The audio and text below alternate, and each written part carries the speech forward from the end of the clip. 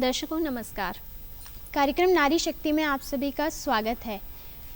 नारी को कहते तो शक्ति हैं, परंतु कई बार ऐसा होता है कि वह अपने ही अधिकारों के लिए जागरूक नहीं होती और परेशान होती रहती है। तो क्या किया जाए ऐसा कि उसे जागरूकता भी आए? अगर वो परेशान है तो कहाँ जाए और किस प्रकार की मदद प्राप्त करे? जी, आप समझ तो गए ही हैं कि आज मैं गीतू गेहानी आपके लिए विषय लेकर आई हूँ, महिलाओं का मौलिक अधिकार। और इस विषय पर विस्तार से बातचीत करने के लिए और जागरूकता देने के लिए आज हमारे साथ हैं मेखला श्रीवास्तव जी। आप CWC की मेंबर हैं और साथ ही साथ साइकोलॉजी और कानून की भी जानकार हैं। आपका बहुत बहुत स्वागत है मेखला जी। नमस्कार गीतू जी। सबसे पहले तो हम ये जानना चाहेंगे कि वो जो बेसिक अधिकार, मौलिक अधिकारों की हम बात करते हैं, वो कौन कौन से हैं महिलाओं के? देखिए गीतू जी, महिलाओं के लिए बहुत अधिकार हैं, जिसमें से मौलिक अधिकार जिनमें से कुछ हैं, जैसे हिंसा और भेदभाव का अधिकार से मुक्त होने का अधिकार है, मानसिक और शारीरिक समानता का अधिकार है उनका, शिक्षा का अधिकार है उनके पास, वोट देने का अधिकार है उनके पास, गरिमा और मानवता का अधिकार है, शालीनता का अधिकार है, समान वेतन पाने का अधिकार है, संपत्ति में भी उनका अधिकार है। जी। और मेखला जी, वर्तमान समय में महिलाओं से संबंधित कौन कौन से अपराध हो रहे हैं जो आपके नॉलेज में आए हैं? देखिए, वर्तमान समय में हम देखे जाएं तो उनसे बहुत सारे अपराध हो रहे हैं। जैसे घरेलू हिंसा का है, उनके साथ होता है, दहेज प्रताड़ना का होता है, उनके साथ छेड़खानी की जाती है, उनके साथ बलात्कार होता है। आजकल देखे अभी छोटे बच्चों में देखे 18 साल से कम जो बच्चियां हैं, महिलाएं हैं, उनके साथ अधिकतर जो अपराध हो रहे हैं वो रेप से संबंधित हो रहे हैं। कड़े कानून के बाद भी ये सब अपराध बहुत ज़्यादा हो रहे हैं। जैसे आपने कानून की बात की, तो जो नए कानून आए हैं उसमें महिलाओं के संबंध में कौन कौन से और ज़्यादा उनको पावर्स दिए गए हैं, और क्या जो पहले सज़ा थी उसको बढ़ाया गया है? आपने बहुत अच्छा क्वेश्चन किया है गीतू जी। महिलाओं से संबंधित जो भी नियम चेंज हुए हैं, कानून चेंज हुए, BNSS में चेंजेस आए हैं, उसमें यदि हम रेप केस में, बलात्कार के बाल संघ में देखा जाए हैं तो जीवन मृत्युदंड का भी उनमें अधिकार है। अच्छा, यहाँ पे मेखला जी एक चीज़ मैं पूछना चाहूँगी। जैसे आपने बताया बच्चियों के साथ, 18 साल से कम की बच्चियों के साथ रेप, बलात्कार, इस तरह की घटनाएं जो हो रही हैं, क्या एक महिला के साथ और एक बच्ची के साथ इस तरह की घटनाओं के लिए सेम पनिशमेंट या सेम ही कानून है, या कुछ चेंजेस हैं उसमें? नहीं, नए नियम के अनुसार से कोई चेंजेस नहीं है। उनमें दोनों में बच्चों के साथ यदि होता है, महिलाओं के साथ होता है, अधिकतम से अधिकतम मृत्युदंड का प्रावधान किया गया है, जो दोनों में सेम है। मिथिला जी, क्या जो घरेलू हिंसा होती है महिलाओं के साथ, या दहेज उत्पीड़न होता है, या किसी भी प्रकार की और तकलीफ में कॉम्पनसेशन का कोई अधिनियम रखा गया है? बहुत अच्छा क्वेश्चन किया है गीतू। पहले भी देखा गया है, अनुसूचित जाति जनजाति निवारण अधिनियम 1979 में इन महिलाओं को कंपनसेशन दिया जाता था। यदि सामने वाला पार्टी दोष मुक्त भी हो जाती है, तब भी मजिस्ट्रेट के आदेश से महिलाओं को कंपनसेशन दिया जाता था। तो दर्शकों, जो अधिनियम हमें मेखला जी ने बताया, उसके अंतर्गत जो अनुसूचित जाति और जनजाति की महिलाएं हैं उनको कॉम्पनसेशन दिया जाता था, यहाँ तक कि सामने वाली पार्टी दोष मुक्त हो तब भी। लेकिन अब सवाल ये है कि क्या सामान्य जो जाति, जनरल कैटेगरी की महिलाएं हैं, उनको भी कॉम्पनसेशन दिया जाता है? जी हाँ, बिल्कुल गीतू जी। पुरानी CRPC और नए BNSS भारतीय नागरिक संहिता के अंतर्गत भी महिलाओं को, जो समान वर्ग की महिलाएं हैं, उनको भी कंपनसेशन दिया जाता है। तो हमारी जितने भी दर्शक हैं, खासकर महिलाएं, पर साथ साथ पुरुषों को भी ये जानना बहुत ज़रूरी है कि अब जो नए अधिनियम आए हैं उनके तहत हर कैटेगरी, यानी जनरल हो, अनुसूचित जाति या जनजाति हो, हर प्रकार से महिलाओं को कॉम्पनसेशन का अधिनियम है और वो उसका फ़ायदा उठा सकती हैं। मेखला जी, हमने देखा है कि बच्चों की एज को लेकर अक्सर विवाद होते हैं। इसमें क्या रूल्स और रेगुलेशंस हैं, और क्या फाइनली जो लॉ है वो कहता है? सही बोला। पहले ये सब चीज़ों के लिए बच्चों को बोला जाता था। अब जो नई BNSS है उसमें बच्चों की जो एज है 18 साल से कम के बच्चों को ही नाबालिग बना जाएगा, और यदि बढ़ जाती है उम्र तो वो 18 साल से ऊपर के उसमें आते हैं, चाहे वो लड़की हो, चाहे वो लड़का हो, चाहे वो बालक हो या बालिका हो। 18 साल से कम मतलब कम ही है। जी। तो अगर उम्र 18 साल से कम है, चाहे वो किसी भी जेंडर का बच्चा हो, लड़का हो चाहे लड़की हो, उसे नाबालिग ही कंसिडर किया जाएगा। 18 साल का होने पर या उससे ऊपर ही बालिग कंसिडर किया जाएगा। बच्चों के साथ जो लैंगिक शोषण के बहुत ज़्यादा केसेस अभी हो रहे हैं, उसके संबंध में क्या प्रावधान है? उसके संबंध में प्रावधान है, देखिए अभी मैं फिर से यही चीज़ बोलूँगी, जो भारतीय नागरिक संहिता जो नई BNSS जो आई है, उसमें भी यदि बच्चों के साथ कोई अपराध करते हुए पाता है, उन लोगों को मृत्युदंड का प्रावधान है, जैसे मैंने पहले भी आपको बताया है। इस प्रावधान के अंतर्गत हम बालकों को, बालिकाओं को, दोनों को गुड टच बेड टच के बारे में बताएं, उनके अधिकार के बारे में बताएं, उनकी काउंसलिंग करें, और जहाँ तक है पेरेंट्स को भी समझाया जाए कि किस तरीके से बच्चों को रखा जाए। जी, तो पेरेंट्स को भी समझाया जाए कि किस तरीके से बच्चों को रखा जाए। आपके ओपिनियन में मिथिला जी, पेरेंट्स को इस चीज़ को बच्चों तक सही तरीके से पहुंचाया जाए, ये कैसे संभव है? क्या इसके लिए कोई ट्रेनिंग होना ज़रूरी है, या स्कूल्स में इस चीज़ को कहीं लागू करना हमारे लिए आवश्यक है? देखिए, कहा जाता है कि घर में ही सबसे पहली शिक्षा होती है, जो माता पिता के द्वारा होती है। यदि माता पिता बच्चों को पहले से ही बच्चों को सही गलत के बारे में बताए, उनके साथ किस तरीके से व्यवहार किया जाता है, घर में किस तरीके से व्यवहार किया जाता है। अभी मोस्टली मैं केसेस देख रही हूँ जिसमें घर में ही बच्चों के साथ हिंसा हो रही है। हमें घर से, हम बच्चों को घर के बाहर तो बता देते हैं कि कोई हमें किस तरीके से टच कर रहा है, किस तरीके से बात कर रहा है, तो वो अपराध की श्रेणी में आता है। पर अधिकतर ये देखा जाता है अपराध घर से ही आते हैं। तो हमें बच्चों को समझाना चाहिए कि मम्मी पापा के अलावा तुम्हें किस तरीके से कोई टच कर रहा है, तुम्हें बुरा लग रहा है, तो आगे आके बात करें, मम्मी पापा को बताएं। इवन आजकल फादर के लिए भी बोलूँगी, यदि फादर भी किसी तरीके से गलत टच कर रहे हैं, बहुत से कंडीशन में ये देखा गया है, बहुत से केसेस में ये देखा गया है, तो खुल के बच्चे उन लोगों से बात करें। तो माता पिता सभी ध्यान दें, और साथ में आप सभी परिवारगण हैं, सभी बच्चों का भला चाहते हैं, अपने बच्चों को घर से ही समझाएं क्या उनके लिए सही है, क्या गलत है, किस चीज़ पे उन्हें ऑब्जेक्शन लेना चाहिए। चुप रहना बहुत हो गया, अब आगे आके बात कीजिए, अपनी समस्याओं का समाधान लीजिए, और पहले टीचर्स माता पिता होते हैं। स्कूल्स में अगर इस तरह की कोई घटना होती है तो उसके लिए क्या प्रावधान है? देखिए, स्कूल्स में, गवर्नमेंट स्कूल्स में, प्राइवेट स्कूल में काउंसलर का प्रावधान रखा गया है कि काउंसलर होते हैं। यदि उनके साथ कोई भी ऐसी घटना होती है तो काउंसलर के पास जाके बात करें। यदि वो उनसे बात नहीं कर पा रहे हैं तो अपनी जो खास बच्चों की फेवरेट टीचर होती है उनसे जाके बात करें, तो वो समस्या हद तक पूरी हो सकती है। तक तो अपनी फेवरेट टीचर्स हैं या काउंसलर्स की आप मदद ले सकते हैं। अगर स्कूल में इस तरह की कोई घटना आपको लग रही है कि आपके साथ होने वाली है, कई बारी कहा जाता है लड़कियों को सिक्स्थ सेंस बहुत स्ट्रांग होता है, उन्हें समझ में आ जाता है। यहाँ पे मेखला जी एक बात पे हम फिर से रोशनी डालेंगे, स्कूल से क्योंकि बात हुई है। आजकल कोचिंग्स, क्लासेस और बहुत सारे हॉबी क्लासेस हो रहे हैं, वहाँ पे भी इस तरह की घटनाएँ दिखी गई हैं। उनके लिए भी क्या सिमिलर प्रावधान रखा गया है जो स्कूल्स में होने वाली घटना के लिए? हाँ जी, सारे कोचिंग्स और स्कूल्स में काउंसलिंग के काउंसलर्स का प्रावधान रखा गया है। काउंसलर के पास जाके बच्चे अपनी बातें शेयर कर सकते हैं, आगे बात कर सकते हैं। यदि नहीं होता, आजकल के बच्चे इतना अवेयर हो चुके हैं, हम लोगों ने इतना अवेयरनेस प्रोग्राम किया हुआ है कि बच्चे खुद जाके अपने रिपोर्ट भी कर सकते हैं थाने में जाके।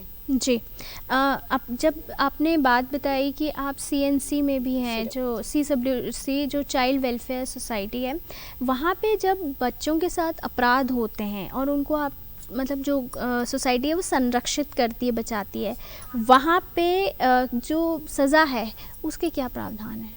देखिए, CWC बाल कल्याण समिति का प्रावधान बच्चियों के साथ बातचीत करना होता है, उनके हित के बारे में बताना होता है। और जो आपने पूछा है कि क्या कहते हैं सजा का प्रावधान है, वो JJ board, juvenile justice board के थ्रू होता है। जी, तो जी। वो पार्टी अलग है और ये CWC अलग है। जी जी जी। एक पॉक्सो हमने बहुत सुना है, तो मेखला जी उसके बारे में कुछ बताइएगा। पॉक्सो एक्ट में ये होता है कि छोटी बच्चियों के साथ, जो 18 साल से कम की बच्चियों के साथ, चाहे वो उनके सहपाठी हैं या उनसे बड़े एज के जो लोग हैं, उनके साथ कोई लैंगिक अपराध करते हैं तो पॉक्सो एक्ट के अंतर्गत आता है। उसमें फिर यही बोलूँगी कि प्रावधान है कि कम से कम सज़ा मृत्युदंड और ज़्यादा से ज़्यादा मृत्युदंड, कम से कम 20 साल की सज़ा का प्रावधान रखा गया है। अच्छा, अमूमन लड़कियां या तो अपने पेरेंटल जो संपत्ति होती है उसको क्लेम नहीं करती, या अगर करना चाहती हैं तो कहा जाता है लड़कियों का कोई अधिकार नहीं है। ये कितना सही है? नहीं, ये बिल्कुल सरासर गलत है। लड़कियों का भी उतना ही अधिकार है जितना लड़कों का अधिकार है अपने माता पिता की संपत्ति में। तो उसके लिए अगर, हाँ, उसके लिए अगर जैसे मान लीजिए उनके भाई हैं या जो भी हैं मेंबर्स, कई बार देखा जाता है कजिन्स हैं, चाचा हैं, वो बोलते हैं कि नहीं तुम तो बेटी हो, सारा मतलब क्योंकि तुम्हारे फादर के हम ही ब्रदर्स हैं तो ये सब हमारा हुआ। वहाँ पे पहली चीज़, मेरे 2 क्वेश्चन हैं। कैसे पहुँचे लड़की सही जगह पे अपना अधिकार लेने के लिए, नंबर 1। नंबर 2 कि जो अगर इस तरह से उनको प्रॉपरली नहीं मिलता है तो क्या इसमें भी कोई सज़ा का प्रावधान रखा गया है? इसमें सजा का प्रावधान तो नहीं रखा गया है। आप मजिस्ट्रेट कोर्ट के थ्रू इन सब चीज़ों के बारे में बात कर सकते हैं। CRPC जो पुरानी थी और जो नई BNS है उसमें भी हम लोगों के अधिकार के, महिलाओं के अधिकार के बारे में बताया गया है। आप उसके थ्रू उस अधिकार को जान सकते हैं। तो अधिकार को जान सकते हैं, प्रॉपरली इसके बारे में लिखा गया है, बताया गया है, तो आप सही चैनल से जाके जब पता करेंगे तो आपको मदद ज़रूर मिलेगी। अब कई महिलाओं को हमने सुना है कहते हुए, अरे ये तो हमारी बेटी नहीं है, ये हमारी बहू नहीं है, ये तो हमारी बेटी है, बहुत सारी चीज़ें ऐसी। क्या बहू का अधिकार होता है अपने जो ससुराल है उसकी संपत्ति पे? बिल्कुल, क्यों नहीं होता है। जितना बेटी का अधिकार है उतना बहू का भी अधिकार होता है संपत्ति में। तो बेटी के हिसाब से अगर आप बात करें, अगर बेटी जा सकती है तो क्या बहू भी उसी तरीके से, उसी चैनल के थ्रू अपना राइट लेने जा सकती है? बिल्कुल जा सकती हैं, क्यों नहीं जा सकती हैं। चलिए, तो यहाँ पर जो लोग कहते हैं ना ये हमारी बहू नहीं है बेटी है, तो थोड़ा सोच के बोलिएगा, यहाँ तैयार रहिएगा उनको बिल्कुल इक्वली अपनी बेटी की तरह ट्रीट करने के लिए। मैं यहाँ पर ना एक बात करना चाहूँगी। महिलाओं को अक्सर दबाया जाता है घर में ये कह के कि तुम क्या कर लोगी, जब बात सेपरेशन की कभी आती है और स्पेशली बच्चे की कस्टडी की आती है कि ये हमारा है, हम मतलब हम उस बच्चे पे अपना पूरा कंट्रोल रखेंगे। ये कहाँ तक सही है मेखला जी, और इसके बारे में क्या रूल्स हैं? महिला कहाँ जाए, कहाँ से मदद ले? देखिए, पहली बात तो मैं बताना चाहूँगी, जब तक बच्चा 15 साल का नहीं होता है, चाहे वो लड़का है वो लड़की, माँ के साथ ही रहता है, ये लॉ बोलता है। दूसरी चीज़, दूसरा क्वेश्चन आपने क्या? दूसरा क्वेश्चन ये था कि वो कहाँ जाए सही डायरेक्शन और सही मदद के लिए, वो महिला सही डायरेक्शन, सही मदद के लिए तो सबसे पहले आप थाने में जाके एक आवेदन दीजिए। उसके बाद फिर आगे कार्रवाई बुलाई जाता है, दोनों पति पत्नी को बुलाया जाता है। पति पत्नी समझते हैं तो अच्छी बात है, ये तो माता पिता को बुला के समझाया जाता है। यदि वहाँ पे समझ में नहीं आता है, चीज़ें क्लियर नहीं होती है, तो कोर्ट की फिर रास्ता अपनाया जाता है। जी, तो महिलाएं इस चीज़ पे ध्यान दें, कृपया दबने की ज़रूरत नहीं है। यदि आप परिवार बनाना चाहती हैं तो आप सबसे पहले आवेदन दें थाने में जाके, और आपकी सुलह कराई जाती है तो बहुत अच्छी बात है, परिवार बचा रहेगा। पर ऐसा है कि आपका पूरा हक है अपने बच्चे पे 15 साल तक की उम्र पे। तो यहाँ पे मेखला जी एक चीज़ और मैं बोलना चाहूँगी, जैसे आपने मौलिक अधिकारों के बारे में बताया महिलाओं के, कि उन्हें मानसिक और शारीरिक रूप से स्वस्थ रहने का भी अधिकार है। अब कई बारी प्रताड़नाएं इस तरीके की देखी जाती हैं कि बॉडी पे कोई निशान तो नहीं आता, शारीरिक तकलीफ नहीं पहुंचाई जाती, मेंटल टॉर्चर किया जाता है क्योंकि उसका कोई प्रूफ नहीं है। उसे किस तरह से एक महिला प्रेजेंट करे, क्योंकि कहीं ना कहीं वो परेशान हो रही है, उसे किस तरह से प्रेजेंट करे, उसकी मदद के लिए कहाँ जाए? देखिए, जो मानसिक रूप से प्रताड़ित किया जाता है महिलाओं को, वो डोमेस्टिक वायलेंस की श्रेणी के अंतर्गत आता है। इसके लिए भी मैं ये बोलूँगी कि आप एक थाने में आवेदन दे सकते हैं, और फिर उसके बाद से चीज़ों को सलाह की जाती है। फिर वही काउंसलिंग का रूप आएगा कि पहले पति पत्नी को बुलाया जाएगा, फिर जिसके कारण से चीज़ें बढ़ रही हैं उनको बुलाया जाएगा, उनके बीच में सुलह कराई जाएगी। जी, कई बार वर्क प्लेस पे मेल और फीमेल पे, महिला और पुरुष में बहुत ज़्यादा डिफरेंसेस क्रिएट किए जाते हैं, उनको वेतन सही नहीं दिया जाता, या उनके जो डेजिग्नेशंस हैं, महिलाओं को अपर डेजिग्नेशंस नहीं दी जाती। तो इसके बारे में क्या लॉज हैं और कैसे उसको यूटिलाइज़ करे एक फीमेल? ये पुरानी बात थी कि महिलाओं का समान वेतन नहीं मिलता था या समान डेजिग्नेशन नहीं मिलता था। अभी हर जगह महिलाएं सबसे आगे जा रही हैं, पुरुषों से ज़्यादा ही नाम कमा रही हैं। तो ये तो गलत है कि क्या कहते हैं महिलाओं को समान वेतन नहीं दिया जा रहा है। यदि ऐसा कुछ होता है तो फिर यही है कि फिर आपको परिवाद दायर करना पड़ेगा, कोर्ट जाना पड़ेगा इस चीज़ के लिए। सारे चीज़ों के लिए लॉज हैं, महिलाओं को बिल्कुल बराबरी का हक दिया गया है, वोट्स में, संपत्ति में। कार्यस्थल पे उत्पीड़न एक और परेशानी महिलाओं ने बहुत देखी है और देखती आ रही हैं, कभी ना ख़त्म होने वाली। हम कितनी भी बात कर लें मॉडर्नाइजेशन की, ऐसी स्थिति में महिलाएं कहाँ और कैसे मदद के लिए पहुँचे, क्या स्टेप्स लें? कार्यस्थल में आपने देखा है हर जगह विशाखा गाइडलाइन आपने सुनी होगी। विशाखा गाइडलाइन के अंतर्गत हम वहाँ पे जाके शिकायत कर सकते हैं। यदि किसी पुरुष ने महिलाओं को सिर्फ घूर के देखा भी है, एक टक टक लगा के, से एक नॉर्मल सी बात बता रही हूँ, नज़र भी देख रहे हैं और उनको लगता है कि वो उसके कारण से मानसिक रूप से परेशान है, तो हर कार्यस्थल में विशाखा गाइडलाइन बनाई जाती है। वहाँ पर जाके आप अपनी बात को रख सकते हैं, फिर वो विशाखा गाइडलाइन उनसे चीज़ों को सॉर्ट आउट करती है। एज अ काउंसलर मैं आपसे ये पूछना चाहूँगी कि आप हर उस महिला को क्या सजेशन देना चाहेंगे कि वो अपनी आने वाली पीढ़ी में अपनी बेटी को सिखाए कि ये चीज़ें बर्दाश्त नहीं करनी है? क्योंकि बहुत सुना है बेटियों को माएँ ही बोलती हैं कि कोई बात नहीं बेटा, थोड़ा बर्दाश्त कर लो, ठीक हो जाएगा। देखिए, मैं महिलाओं को एक ही चीज़ बोलना चाहूँगी कि डरे नहीं किसी से, अपनी बात को अच्छे से बात करें, अपनी बात को अच्छे से प्रेजेंट करें, अच्छे से रखें और जो सच्चाई है उस चीज़ को आगे रखें, किसी से डरे नहीं। लॉ के बारे में, जो अधिकार के बारे में हम बात कर रहे हैं, उनके बारे में हमेशा जागरूक रहे, अवेयर रहे, चीज़ों लोगों से बात करते रहे। तो समस्त महिला सेक्शन जो हमारा नारी शक्ति है उनके लिए हमारी काउंसलर का आज यही संदेश है कि आप आराम से अपनी बच्चियों को समझाएं कि एक तो डरना नहीं है, आराम से अपनी बात रखें और आपका हक है उसे लेकर रहें। अच्छे से हर उम्र की महिलाएं जो हैं ये चीज़ करें। तो हमारी जो आज की विशेषज्ञ हैं इनके पास हर उम्र की महिलाएं जाती हैं, तो आइए एक इनसे इन्हीं की उस केस के बारे में सुनते हैं, इनके अनुभव सुनते हैं जो सक्सेसफुली अब अपनी लाइफ जी रहे हैं। उससे पहले एक छोटा सा सवाल मेरा आपसे ये है कि अगर हस्बैंड इन्वॉल्व नहीं है दहेज प्रताड़ना करने में, पर बाकी के जो इन लॉज हैं, ससुराल वाले हैं, जो भी उनके हैं वो इन्वॉल्व हैं, तो क्या इस चीज़ को दहेज उत्पीड़न केस के अंतर्गत लाया जाएगा? नंबर 1। और यदि शादी के 7 साल बाद ये चीज़ हो रही है, कंटिन्यू तो हो ही रही थी पर महिला ने अगर एक्शन 7 साल बाद लिया है, तो क्या ये उतनी सिवियरिटी से असर करेगा? सबसे पहले ये कि यदि पति नहीं है दहेज लेने में और घर वाले हैं, तब भी दहेज प्रताड़ना का केस लगेगा, 498 का केस लगेगा। दूसरी चीज़ आपने पूछी थी गीतू जी कि 7 साल के बाद ये सारी चीज़ें डोमेस्टिक वायलेंस के अंतर्गत आ जाती हैं, तो उस हिसाब से फिर हमारा केस चलेगा। तो महिलाएं घबराएं नहीं, यदि आपने पहले स्टेप नहीं लिया तो आप अभी भी स्टेप ले सकती हैं। आइए इनसे कुछ अच्छे अनुभव सुनते हैं जो अब एक सक्सेसफुल कपल की तरह चल रहे हैं। कुछ एक अनुभव तो बहुत सारे हैं गीतू मेरे पास। इसमें से एक मैं आपको बताना चाहूँगी। हमारे यहाँ एक केस आया था महिला थाने में, जिसमें से दोनों ने लव मैरिज की हुई थी। 7 साल रिलेशनशिप में रहे, उसके बाद उन्हें लव मैरिज की के बाद उनका घर सब कुछ चलता रहा। अचानक से उनकी सासू माँ का आना उनके साथ हुआ। पूना का केस था। सासू माँ ने आके थोड़ा सा, क्योंकि दोनों हस्बैंड वाइफ वर्किंग थे, वर्किंग के साथ साथ वो अपने हिसाब से मैनेज करते थे, पर सासू माँ को ये था कि बहू सारा काम करके जाए, पर उन लोगों को ये था कि हम जा रहे हैं घर में आके काम कर सकते। इस बात से विवाद बढ़ता गया और सासू माँ का और बहू का डिस्टर्बेंस भी बढ़ता गया, दूरियां भी बढ़ती गई। उसके कारण यहाँ तक आ गए थे कि डाइवोर्स की स्थिति में आ गए थे। वो लोग एक दूसरे को समझ नहीं पा रहे थे। फिर उन्होंने यहाँ थाने में आके आवेदन दिया। बहू बिल्कुल तैयार नहीं थी जाने के लिए।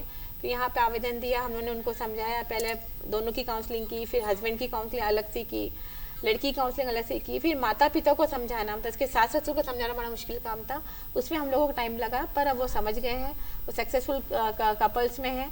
अब उनके पेरेंट्स टाइम टू टाइम वहाँ जाते हैं, टाइम टू टाइम सारी चीज़ों को करते हैं। जी, तो देखा आपने कितना अच्छा अनुभव है। और मैं बस एक छोटी सी बात जोड़ना चाहूँगी इसमें कि यदि आप चाहते हैं कि आपकी बहू वर्किंग हो, तो आप ये सोचिए कि वो इंसान भी है, मशीन नहीं है कि पूरा दिन काम करेगी। उसको भी इंसान समझ के थोड़ा थोड़ा सब मदद करते रहिए और उसको भी समझिए। यहाँ पे जो आप महिलाएं आपके पास आती हैं, हर उम्र की आती हैं, आपको क्या लगता है उनके लिए जब आप बैठ के काउंसलिंग करते हैं तो इस चीज़ से उनको कितनी हेल्प मिलती है वापस से अपना रिश्ता ठीक करने के लिए, भले वो पति के साथ हो, सास के साथ हो, किसी के साथ भी हो? नहीं, यहाँ पे आने के बाद, काउंसलिंग आने के बाद उनको काफ़ी, उनका भी चीज़ें क्लियर हो जाती है कि वो लोग कहाँ पे सही है, कहाँ पे गलत है। इवन पूरे परिवार को ये चीज़ बैठ के समझ में आने लगती है कि हमको कहाँ पे क्या चीज़ें करनी चाहिए थे, इसलिए उनको बहुत हेल्प मिलती है। और मेरे हिसाब से काउंसलिंग होनी चाहिए हर थाने में। जी, ये बहुत अच्छी बात है। जब हम महिलाओं की इतनी बात कर रहे हैं तो पुरुष वर्ग थोड़ा सा नाराज़ होता है। आपके लिए भी सवाल पूछ लेती हूँ। पुरुषों की जब आप काउंसलिंग करते हैं, क्या आपको लगता है कहीं न कहीं उन्हें रियलाइज़ होता है कि हाँ, कहीं न कहीं हम हेल्प कर सकते थे अपनी वाइफ़ की, या थोड़ा-सा उसको भी समझ सकते थे, ना सिर्फ़ अपने पेरेंट्स को समझें? कई बारी इसके जैसे आपने पुणे वाला केस बताया, बेटे ने अपनी मदर के उसमें आके फाइनली डिवोर्स तक आ गए। तो आपको लगा कि पुरुषों को भी लगता है कि हाँ, हमें समझना चाहिए अपनी वाइफ़्स को? बिल्कुल, बहुत से पुरुष तो बोलते भी हैं कि हम लोगों ने बहुत बड़ी गलती कर दी, यहाँ तक थाने तक आ गए। यदि हम लोग आपस में बातें सुलह कर लेते तो यहाँ तक की नौबत नहीं आती। तो पुरुषों में भी बहुत समझदारी से ये चीज़ आ जाती है कि भाई जो 7 जन्मों का रिश्ता कहा जाता है, उसे थोड़ी सी बातचीत से हल किया जा सकता है। छोटी मोटी काउंसलिंग की हेल्प में शर्माने की बिल्कुल ज़रूरत नहीं है। ये सिर्फ आपकी ऐसी मदद है जैसे आप बीमार होते हैं तो डॉक्टरी सलाह ली जाती है। काउंसलिंग तक ना पहुंचने की जो कोशिश करते हैं, कहाँ तक अपने रिश्तों को ख़राब कर लेते हैं और कितना ज़रूरी है? सबसे पहले अंडरस्टैंडिंग होनी चाहिए दोनों के बीच में। हस्बैंड वाइफ दोनों वर्किंग है, वर्किंग नहीं भी हैं तो भी हस्बैंड वाइफ को एक दूसरे को समझना चाहिए, किस तरीके से पहले क्या प्रायोरिटी है उस चीज़ पे ध्यान देना चाहिए। परिवार के साथ बातचीत करनी चाहिए। यदि कोई भी छोटी छोटी समस्या भी है, हस्बैंड वाइफ को लेके भी समस्या और लगता है कि मम्मी से बोलना, मम्मी का इन द सेंस मम्मी मतलब लड़की की मम्मी नहीं, सासू माँ की बात कर रही हूँ, यदि उनसे बात करके चीज़ों को शॉर्ट आउट किया जा सकता है, फैमिली में डिस्कस करके शॉर्ट आउट किया जा सकता है। तो पहले आप देखा होगा कि पहले जॉइंट फैमिली रहती थी, तो जॉइंट फैमिली में कभी भी इस चीज़ की समस्या नहीं आती थी, कोई सुनने वाला उनका होता था, कोई समझाने वाला होता था। आजकल जो न्यूक्लियर फैमिली हो गई है, सब अपना अकेला अपना अपना करने लगे हैं, इसके कारण से सारी चीज़ों का समस्या होने लगी है। मेरे हिसाब से जॉइंट फैमिली बहुत अच्छी थी, तो सारी बातों को समझ पाते थे। मेखला जी, मैं यहाँ पे एक सवाल पूछना चाहूँगी, क्योंकि जनरेशन्स चेंज हो रही हैं। सोशल मीडिया का कितना बड़ा रोल है रिश्तों को बिगाड़ने और बनाने में? मेरे हिसाब से सबसे बड़ा रोल है सोशल मीडिया का बिगाड़ने का, क्योंकि जब हम फ्री होते हैं तो हम मोबाइल पे बिजी हो जाते हैं, हम अपने इंस्टाग्राम में बिजी हो जाते हैं, रील बनाने लगते हैं। जो क्वालिटी टाइम हमें अपने बच्चों के साथ, अपने पेरेंट्स के साथ, अपने हस्बैंड के साथ बिताना चाहिए, वो टाइम हम बिताते नहीं हैं। और जैसे पहले यह था कि 10 से 5 की जॉब है तो 5 बजे के बाद हम घर का ऑफिस का काम घर पे नहीं लाते थे, पूरा टाइम अपने परिवार के साथ रहते थे, वीकेंडली भी जाते थे, छुट्टियों में भी जाते थे। वो चीज़ें अब धीरे धीरे कम हो गई है, तो हर कोई एक दूसरे का टाइम चाहते हैं, जो हमारे पास बिल्कुल भी नहीं, इसके कारण से। मेखला जी के इसी जवाब के साथ मुझे वो एक छोटा सा कार्टून याद आ रहा है जिसमें माता पिता दोनों अपने अपने फ़ोन पे लगे हैं और बच्चा अकेला बैठा रहता है, और कहा जाता है कि आज से 10, 15, 20 साल पहले सब साथ बैठ के साथ होते थे और आजकल एक ही रूम में बैठ के एक दूसरे से फ़ोन पे चैट करते हैं। और इतनी अच्छी जानकारी के लिए चलिए आइए मेखला जी का धन्यवाद करते हैं। आपका बहुत बहुत धन्यवाद। आपने जागरूक भी किया, जानकारी भी दी। अब उम्मीद करती हूँ समस्त महिलाएं जो परेशान थी उनको रास्ता दिखा होगा। फिर मिलेंगे एक अन्य विषय के साथ, तब तक के लिए मुझे आज्ञा दीजिए। नमस्कार।